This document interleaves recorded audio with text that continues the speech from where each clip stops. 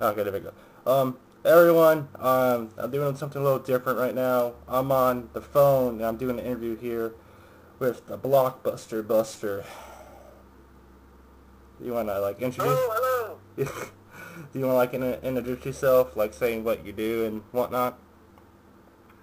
Yes, my name is Erod. I'm the Blockbuster Buster. I review bad movies on my channel that were designed to make money, or are usually adaptations or sequels to better things. I try to be hilarious or entertaining about it. I don't always succeed at this. I mean, I watch your videos, and all of them are always good and they're always entertaining. I mean, I can generally tell like when you first started and that where you are now, like you like improved everything. Everything's getting better. Well, that was one of the big reasons why I wanted to do this, because I went through a film school program, but they would basically point at the equipment and say, okay, this is a camera, now go make a movie. But they wouldn't really go into the intricacies of how it would work. So one of the main reasons why I wanted to do this was to get better at shooting and editing and all that, because the only way you're going to get better at that is by practicing. Yeah, practice makes perfect. So I understand that because like I strive and want to go to film school myself. So like I understand that like right now Yeah. like It's right better if you become friends with somebody who is out there making their own films and stick to that person and learn from that person, as opposed to spending thousands of dollars on a program that just shows you things that you could learn on your own. exactly. Like After Effects, I don't have the money for that. I'd rather do Me neither. I'd rather do everything practical, which is I prefer practical stuff anyway. But all right, anyway, like what made you like I know you said you want to get improve on yourself and whatnot, but like what made you really want to like review these movies? Like was there like one specific movie that made you want to like start doing this? Yes. It was three different movies specifically pushed me into wanting to do this. I've been wanting to do it for a long time, but the three specific movies that made me want to do this were, first of all, G.I. Joe: The Rise of Cobra. I saw that movie. It was terrible, and I was hoping to see some good reviews, some good bad reviews of it on the internet, and I couldn't find any. Nobody gave it the mean review. And I figured, man, somebody should really take this into their own hands, and that stayed in the back of my brain for the longest time. So as soon as I became the Blockbuster Buster, that was one of the first movies that I wanted to review immediately. Then there was Dragon Ball Evolution, which on that guy with the glasses.com, Mike Michaud, posted a video saying that the Nostalgia Critic was not going to review Dragon Ball Evolution. And I don't know, I don't care about Dragon Ball or anything like that, but it felt really heavy. It weighed really heavy. It made me think, man, somebody should really do that. I mean, if the fans really want it, somebody should do it. Yeah. And last but not least, Indiana Jones and the Kingdom of the Crystal Skull. That was a personal choice of mine.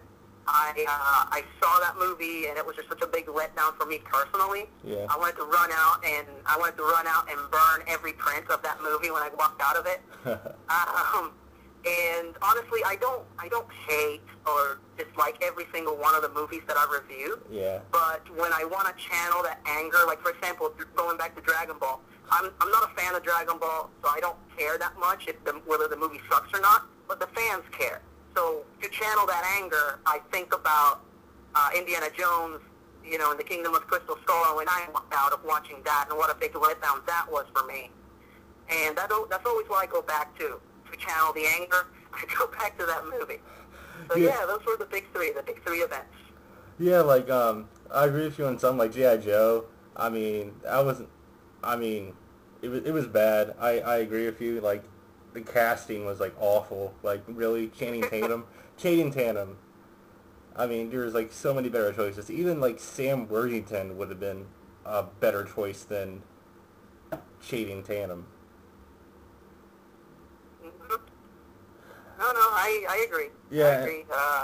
And like the ending of the Crystal Skull, like Indiana Jones. Like, I mean, I'm one of like the few people that kind of liked it. I mean, I even have like a poster in my room for it because I got it for free. I was like, oh, free? Why not? I mean, yeah, it was like a disappointment, but I mean, I can't hate on it. I mean, I grew up watching all those movies, and this kind of was like, it was like the first Indiana Jones movie I even saw at theater, so it's just kind of like, oh wow, but It was, I remember when I was growing up, all my friends were into ninjas and superheroes. I really liked Indiana Jones because he was this cerebral hero. You know, he'd go in and he'd analyze the situations first before throwing a punch. and he was. I'm sorry. And that stuck with me. That stuck with me because he was so human.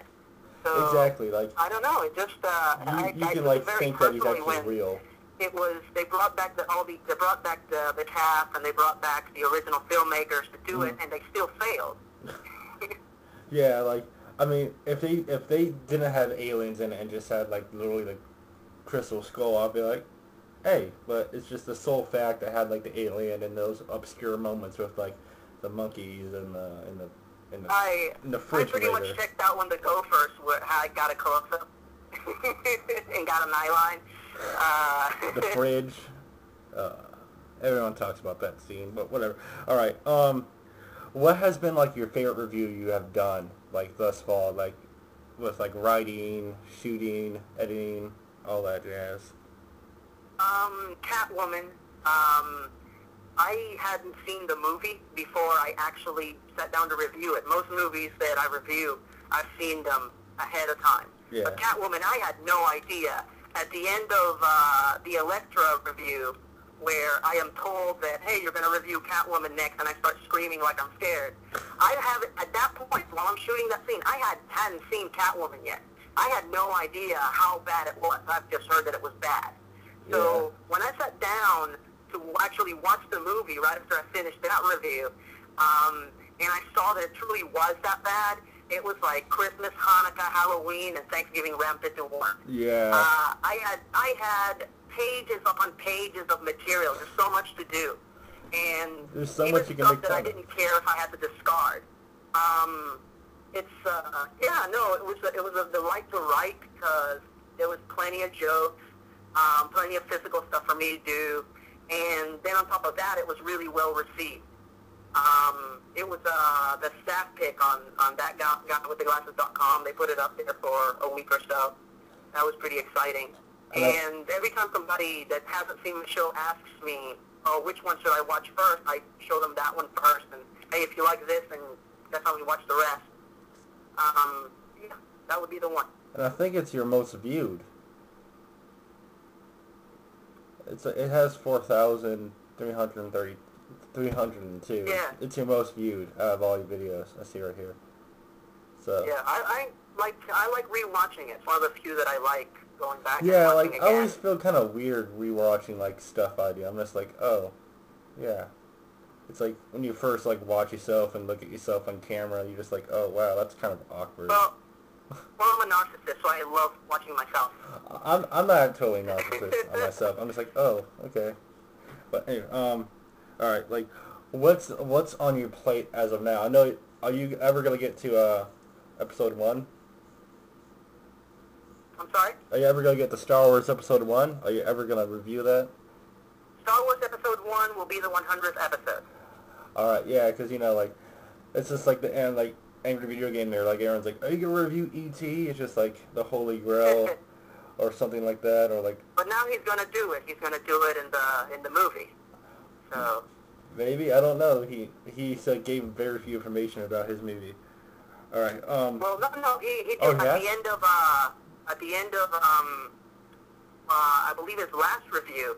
It said that he's going to get to E.T., and then it cuts to a black screen, and you see the text come up saying to be continued in the Angry Video Game Nerd movie. Oh, that's interesting. All right, I had no idea. Yeah, so that's going to be the review that he's going to tackle in his big feature that he's trying to put together right now. That's very awesome. All right. Do you have like any like videos you shot like that are not reviews, like shorts, anything of that nature? Yeah, I mean, there are other things on the channel. I do truthful trailers, which are parodies of movie trailers, but they tell you the truth because trailers are intended to sell you the movie no matter how bad it is. Yeah. Well, these are trailers with Tourette's, you know. You watch them and they tell you like the bad parts of the movie or why the movie warn you that the movie sucked. I do that. I do the themes with lyrics sometimes, and that's mostly for myself. I mean, I in no way think these are the best theme lyrics out there. I just do them for myself. It's fun for me to do and take a break from that. Every now and then I do a sketch. But for the most part, and I do positive reviews every now and then. Yeah. But because the angry reviews are the ones that get the most views, I do my best to stick to that because that's what the fans want. Yeah, exactly. Yeah. Speaking of like trailer things, I know those trailers really do sell you. Like Skyline, like I knew it was gonna be kind of like bad, but I was still optimistic about it. Kind of like Independence Day, you know, it's a bad movie, but it's still a blast to watch. But once you see that shot of the White House exploding, you were there. Yeah, you're just like White House exploding. You're what? standing in line buying your ticket. Yeah, Skyline showed like people getting sucked into an alien spaceship. I was like, what? Oh yeah, I'm seeing it. I didn't care that like the only person that was famous was like Turk and Scrubs. I didn't care. I was like, I'm done. I'm going to see it. And then it was terrible. Right. But for your I watched your crossover video and I like wrote down these crossovers. I don't know if they're any good, but Jason Bourne versus James Bond. Jason Bourne versus James Bond. Are you asking me who would win? Yeah, I mean your reviews on it. I mean, because it depends on the Bond, I guess. If it's Connery, he wins. If it's any of the other ones, it's either a stalemate or Bourne wins. Yeah. But if it's Sean Connery, Connery always wins. Connery, yeah, I agree. Connery's always my favorite. Firefly and Stargate. I don't know. I thought those are two kind of like similar shows with like. I can't really give an opinion on that one because I'm very biased. I'm a Firefly guy. Yeah. And I enjoyed the Stargate movie for what it was. But again, I admit that it's not the greatest movie ever made. It is pretty cheesy. My roommate was a huge Stargate. It's the television series. He was a fan of that. But I didn't care for it. I tried watching it with him on several occasions and couldn't get into it. Yeah, me either. But if you put anything besides Firefly, I'm probably going to pick Firefly. Yeah. I want to be clear about that. Alright, this one was kind of obscure and weird. I just thought, I was like looking at my movies, I was like, huh. I was like, Bill and Ted and like Wayne and Garth from Wayne's World. I think I'm going to go with Wayne and Garth. I believe Wayne knows martial arts, among other things. And Bill and Ted, they're basically getting through the adventures by the skin of their teeth. So, yeah, unless they do that wacky thing like they do in the movies where they mention all the stuff that they've set up in advance because of the time machine. Yeah. If they play that card, then definitely Bill and Ted. But I'm on Wayne and Garth's side. They seem better prepared. They have Station and Rufus, though. Exactly. They have Station and Rufus. They have the Grim Reaper on their side. I mean, they have Death with them. But, I don't know. I thought that was obscure. I mean, okay, yeah. Did you see the movie The Losers? Exactly. They have a lot of aid that Wayne and Garth seem not to need. Exactly. Did you see the movie The Losers? Yes, I did. Alright, them and the A-Team. Them versus the A-Team. I'm going to go with the A-Team. Yeah. Because if the A-Team can empty their guns into a group of people and never hit anybody and just overturn cars, I believe that if they actually were to aim, they would massacre everybody. Exactly, but, you know, they're terrible. So I like the Losers. They're great. But I think also Zoe Saldana saved them in a couple of occasions. So if she takes the day off, they're pretty screwed. Yeah. So yeah, I'm going with the A-Team, man. Alright, yeah. I don't know. I just wrote those. Those are ones I can really think of. I mean, I was trying to think of like really off the wall ones, like you said, like the Tick and Pot Pie. I was like, No, that would be great. That would be greght. They would totally fight if they just met each other. They wouldn't ask for each other's name. They wouldn't shake hands. They would just fight because that's what they do. All right. Did you have any other crossovers like in mind? Did you have like a list? Was there like a tough decision? Was there one like on the board of like 11 and 10? Yeah, right now what I'm doing is I'm basically writing aside the ones that are either really, really good suggestions, like are great crossovers, like the one on the actual list, Yeah. or ones that it seems like a lot of people are asking for over and over again, and I don't want to give them away. I gotcha. But one of the most interesting ones that I got was, I believe it was James Earl Jones versus Tron versus the Ninja Turtles. And, wow. It doesn't get any more original than that. Frankly, I think at the end of the day, James Earl Jones' voice conquers all. But it's still one of those battles I would like to see.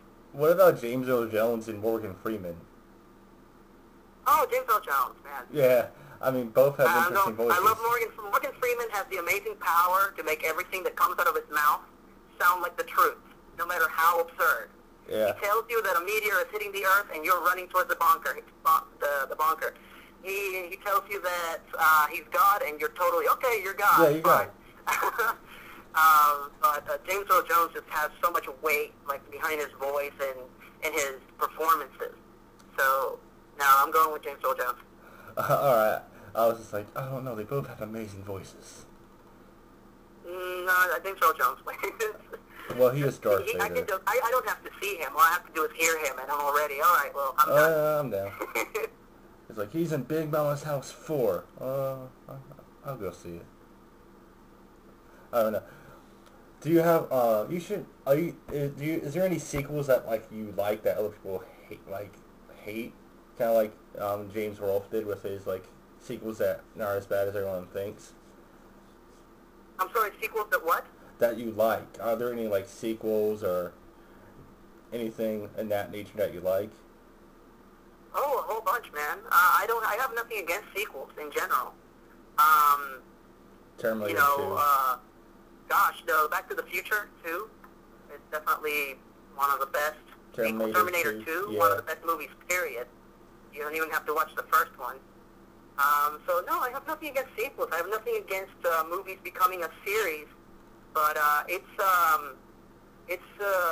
very tricky. It's very tricky for them to take something that was great, for example, like Blade, and do a sequel to that, where it was kind of a fluke and they were just trying something different, and it worked out. Yeah. So yeah, and Blade 2 came off perfectly. It was awesome. Guillermo del Toro did a great job. And again, because he took it in a slightly different direction. You know, in the sequel, Blade has to team up with the bad guys, the guys that he hates. Yeah. And that makes it interesting. So no, I am definitely totally for a movie series. I love what Marvel's doing right now, interconnecting their movies. You know, Iron Man and Thor and Hulk and all that. That's fantastic. I like when movies feel like an event, as they should feel. And sequels, you know, remakes, reboots, all that stuff is a part of it.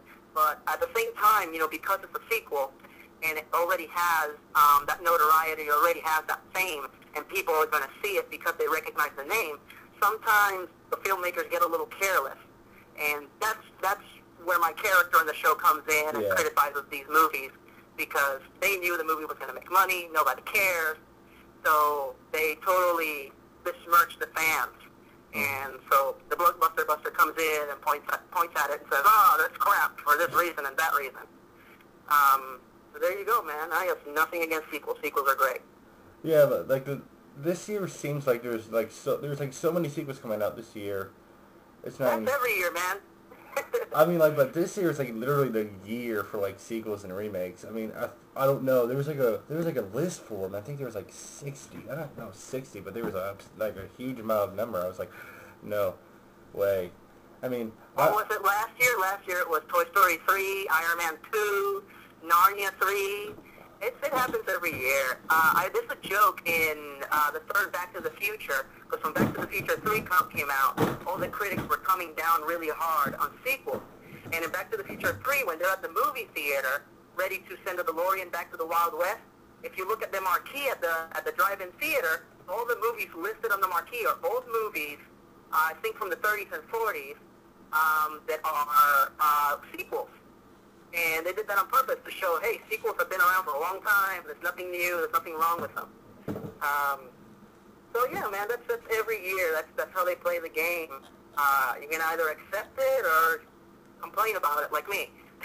I mean, I don't mind sequels, but if it's a necessary, like absolutely positively necessary. Like personally, like Crank 2. I mean, Crank. I enjoy the Crank movies. I mean, I don't understand why. I mean, really, you're watching a movie where a guy's like putting electricity through his heart by like grabbing a telephone pole and stuff like that. Yeah, that was pretty damn absurd. You're watching the guy like have sex with his girlfriend in the middle of like Chinatown. I mean, it's not cinematic. Yeah, that was a bit much even for me. And yeah, I'm just like, I watched so many ridiculous movies and cartoons, but they really went past the line and across the border and overseas with this thing. Yeah, they did. Especially in the sequel. Like I was like, oh, that's possible. I had no idea. But yeah, there's 27 sequels coming out this year, according to this website. That's too much. I'm totally okay with that. Either they'll be great, and I'll love them, and then I'll get them on DVD, or they'll give me plenty of material for my show. Like, like Spy Kids 4, why? And Twilight, and Final Destination 5, really? Oh boy. Do we get to choose who dies on the DVD? Do we get that on the DVD menu this time? I don't know. Like, that feature was... Choose your death? That was wonderful. I love that. Yeah, like, but some of the time... For the kids, right? Some of the time it didn't really work out the way. Like, the first decision you make, like, if you change it, it just brings you with black text. I'm like, oh, it's not showing me. Okay. Yeah. But, I mean, it was a nifty feature. I mean, they even had it, like, Erod and Kumar. Like, they had, like, choose your own destination, yada, yada, yada. But, really, I don't understand why they're doing Final Destination 5. I mean, the fourth one was called The Final Destination. Just like with, like, Friday the 13th, how the fourth one was called The Final Friday, and then they made, like, 5 more. Right. Well, the rule of thumb is that, the horror movies usually make money no matter what. And they usually don't take that much to make. So, then generally speaking, horror movies will have a lot of sequels. I mean, look at Saw. Saw got really out of hand with the sequels. That's 7 the first one was great, and then it started getting worse and worse progressively, sequel after sequel. I mean, I only own the first 3. Look at you. The first 3. I got down to 4, and it was just so disappointing that I completely stopped and haven't watched. I stopped at 4 as well. Any more of them?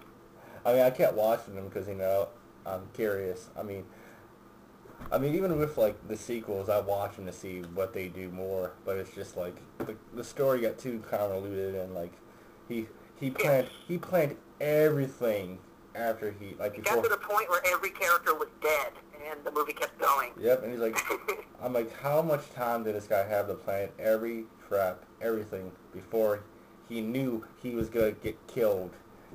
That's how ballsy he was. He knew he was gonna get killed, but he planned everything. I don't know. I just thought that was kind of like, really? He had that much time. But hey, what are you gonna do? I mean, that made too much money, and it went on too long. But yeah, all right. Are you gonna do like more like good movie reviews? I mean, like you did with Serenity with April Fool's video.